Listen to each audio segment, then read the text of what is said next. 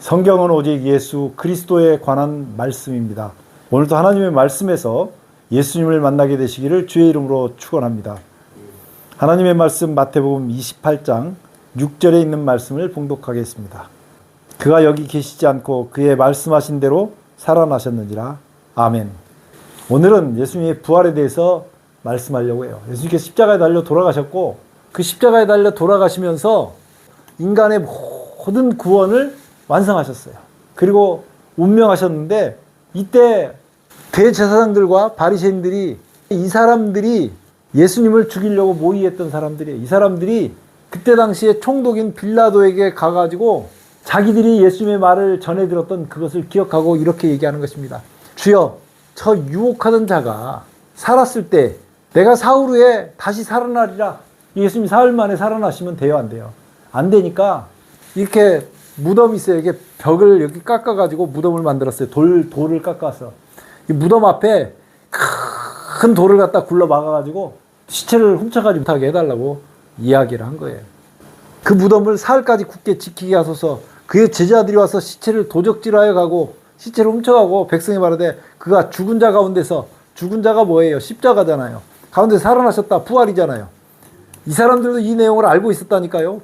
십자가와 부활에 대해서 유혹이 훨씬 더 심하게 될 것이다 라고 얘기한 것입니다. 그래서 군대가 가서 돌을 굴려다가 얼마나 큰 돌을 막았겠어요. 일반 사람 한둘은 절대로 굴려서 나가지 못할 만큼 큰 돌을 갖다 입구를, 예수님이 들어가 있는 무덤을 입구를 꽉 막아버렸어요. 돌을 임봉하여 무덤을 굳게 했다 그 말이에요. 안식 후 첫날이 되려 하는 미명이, 그러니까 새벽에, 미명이라는 말은 새벽 일찍, 새벽 4시 뭐 이런 정도를 미명이라 그래요. 아직 앞을 분간할 수 없을 만큼 깜깜할 때, 여기에 막달라 마리아와 다른 마리아가 무덤을 보러 왔는데 큰 지진이 나고 주의 천사가 하늘로부터 내려와 가지고 돌을 굴렸다고요. 그냥 돌을 굴려내고 그 위에 앉았는데 이 그 천사가 얼마나 영광스러운지 그 형상이 번개 같고 그 옷은 눈같이 익은을 수직하던 자들이 저를 무서워하며 떨며 죽은 사람같이 되었더라. 그래서 예수님이 부활하신 그 이야기를, 그 내용을 거기에 문을 지키던 군병들이 다 보고 무서워서 벌벌 떨게 그렇게 만들어버렸다 그 말이에요. 그러면서 오늘 읽었던 말씀이에요. 천사가 여자들에게 일러 가로되 너희는 무서워 말라. 십자가에 못 박힌 예수를 너희가 찾는 줄 내가 아노라. 그가 여기 계시지 않고 그의 말씀하시던 대로 살아나셨느니라. 와서 그의 누우셨던 것을 보라. 그래서 예수님께서 어떻게 했냐? 네. 자세들을 십자가에 못 박히신 예수님은 죽음에 머물러 있지 않고 부활하셨습니다. 오늘요, 우리가 오늘 생명이 오늘 끝난다 할지라도 십자가에 못 박히신 예수님 때문에 우리도 부활할 줄 믿습니다. 그 부활의 생명에 동참하게 되시기를 주의 이름으로 축원합니다. 사람은, 죽은 사람이 절대로 살아날 수 없어요. 그것은 마치 콩을 펄펄 끓는 물에다 담궈가지고 꺼낸 다음에 밭에 갖다 심으면 하나도 싹이 나지 않는 것도 똑같은 이치예요. 모든 인류는 아담 안에서 죽었어요. 아담 안에서 모든 사람이 죽었는데 예수님께서 그 죽었던 그 사람들에게 생명의 씨앗을 주셨어요. 그래서 삶아버린 콩은 씨가 나진 않지만 진짜 생콩은 땅에 심으면 나잖아요. 그런 상태로 돌려놓으셨다 그 말이에요. 그래서 우리가 다 무덤 속에 들어가 있지만 그 무덤 속은 형태가 나라마다, 시대마다, 사람들마다 다 달라요. 그런데 그 속에 들어있는 사람 중에 예수 그리스도를 믿은 사람은 부활의 생명으로 올라올 것입니다. 그 부활의 생명에 동참하게 되시기를 주의 이름으로 축원합니다. 이게 세상에서 가장 큰 복이에요. 마치 콩을 땅에 심었더니 콩 심은 데 뭐가 나고요? 콩 심은 데 콩이 난다고요. 근데 삶아갖고 콩 심은 데는 콩이 나요, 안 나요? 그렇죠. 말도 안 되죠. 그러니까 세상에 있는 모든 사람이 예수를 안 믿을 때는 삶아진 콩이 됐다 그 말이에요. 부활할 수가 없다고요. 생명이 없다고요. 영원한 멸망에 들어간다고요. 그걸 얘기하고 있는 것입니다. 예수님께서 살아나셔가지고 죽은 자 가운데서, 십자가 가운데서 부활하셨고 너희보다 먼저 갈릴리로 가시니 거기서 너희가 배우리라. 그래서 여자들이 한편으로는 두렵고 한편으로는 기쁘고 그래서 제자들에게 알리려고 하고 있어요. 그때 예수님께서 나타나신 것입니다. 평안하뇨. 그래서 여자들이 예수님의 발을 붙잡고 경배해요. 여기에 또 마리아가 예수님의 무덤가에서 시체를 어디다 뒀는지를 알지 못해서 울고 있을 때 예수님께서 나타나셨어요. 예수님께서 왜 울고 있느냐라고 물어보니까 내 주님의 그 시체가 어딘지 알지 못합니다. 그렇게 하면서 울고 있으니까 예수님께서 마리아야 라고 불렀을 때 예수님을 비로소 알아본 거예요. 예수님을 붙들고 얼마나 좋아하는지 마리아에게 예수님께서 내가 아직 아버지께 올라가야 되는데 네가 그렇게 너무 속상하니까 내가 너한테 잠깐 보이려고 왔다. 이제 놔라. 내가 아버지께 갔다 와야 되겠다 라고 말씀하신 거예요. 그러니까 첫 열매로서 내가 부활했습니다 그러고 아버지 하나님께 가서 보이고 와야 된다 그 얘기를 한 거예요. 그래서 어디로 가라고요? 갈릴리로. 왜 갈릴리였을까요? 예수님께서 3년 반 동안 제자들을 양육하신 곳이 주로 갈릴리였어요. 거기서 제자들을 양육한 그곳에서 다시 한번 이 부활의 사명, 새로운 사명을 주려고 하는 것입니다. 그 사명에 대한 이야기는 다음 시간에 할 거예요. 자, 그런데요, 파수꾼 중 몇 명이 성에 들어가 이 모든 된 일을 제사장들에게 고하니 천사가 내려와가지고 돌을 그냥 확, 그리고 우리는 다 죽게 되었고 예수님을 부활시켜가지고 예수님께서 살아나셨습니다 라고 가서 보고한 거예요. 그럼 어떻게 해야 돼요? 믿어야 되잖아요. 그러면 믿어야 돼. 그때라도 주님 내가 죄인입니다 그러고 믿어야 되는데 그렇게 확실한 증거를 가져다 줬는데도 이딴 짓을 하고 있어요.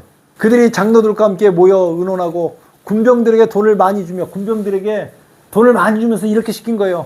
너희는 말하기를 그의 제자들이 밤에 와서 우리가 잘 때 그를 도적질하여 갔다고 하라고 시킨 거예요. 예수님이 그 군인들이 지키고 그 다음에 그 큰 돌이 사람 하나 둘 한둘도 아니고 돌 쉽게 옮길 수 없는 큰 돌 갖다 막았는데 제자들이 거기를 뚫고 들어가야 될 뿐만 아니라 돌도 굴려야 되잖아요.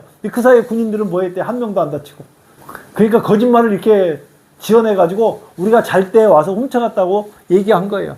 만일 이 말이 총독에게 들리면 우리가 권하여 너희로 근심되지 않게 하리라. 왜냐하면 시체를 잃어버리면요 군인들을 죽이거든요. 지키는 것을 임무를 못했기 때문에 군인들은 저건 아주 사형감이에요.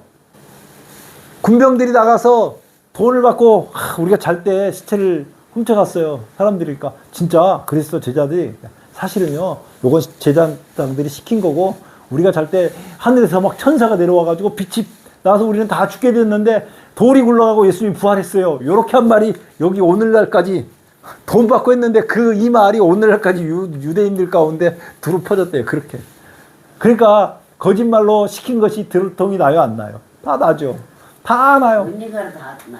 근데 그 즉시 난 거예요. 이거 그 당시에. 빨리 나. 네.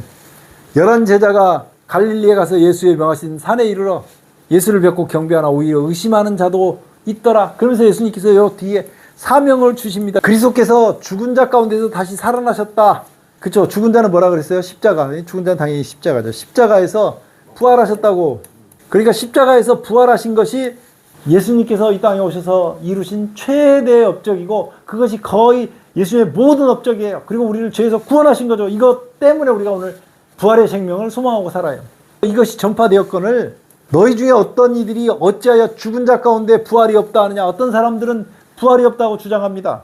그러면 어떻게 된다고요? 하나님 말씀을 정면으로 거스리는 사람들이 되는 거예요. 하나님 말씀은 죽은 사람이 반드시 뭐 한다고요? 부활한다고, 살아난다고. 네. 만일 죽은 자의 부활이 없으면 그리스도께서 다시 살지 못하였을 것이요. 그리스도께서 만일 다시 살지 못하셨으면 우리가 전파하는 것도 없을 것이요. 그러니까 부활이 없으면 뭘 전파하느냐? 전파할 것이 아무것도 없다는 거예요.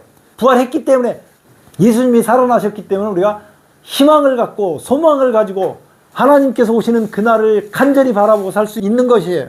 우리가 그것을 간절히 바라보고 살 수 있는 건데 만약에 부활이 없으면 우리의 전파하는 것도 없을 것이요. 또 너희 믿음도 없을 것이요. 우리가 예수님 부활을 안 하셨으면 도대체 왜 믿느냐? 이 말을 하고 있는 거예요.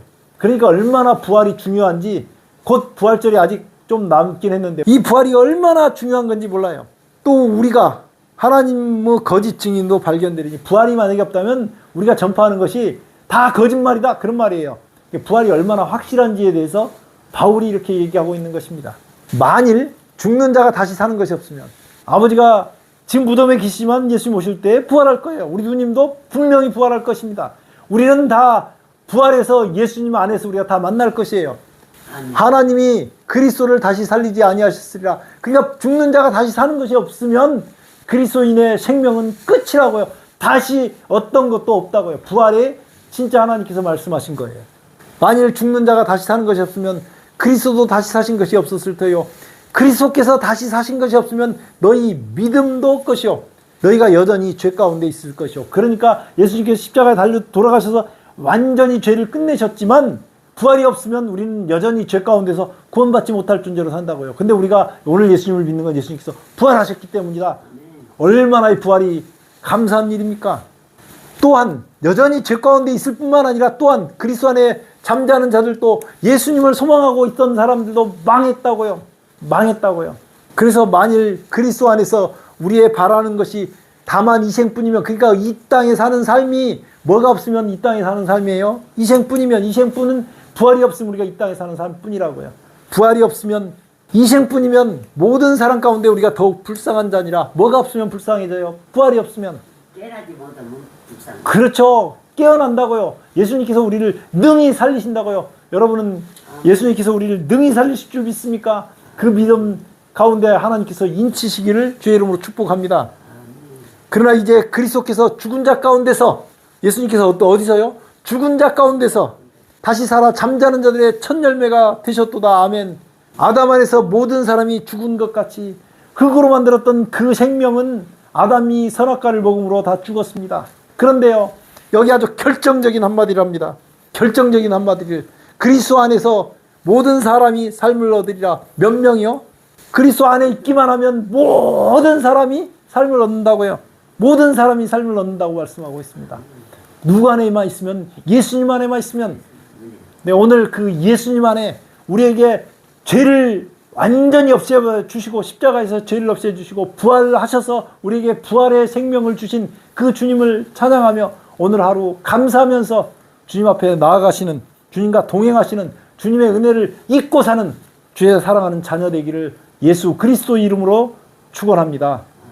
기도하겠습니다. 아버지 하나님, 우리가 살아계신 주님을 찬송합니다. 살아계신 주님을 경배합니다. 살아계신 주님께 기도합니다. 주님, 우리의 삶을 받으시고 주님의 것을 삼으셔서 영원히 주님의 것으로 인쳐 주시옵소서.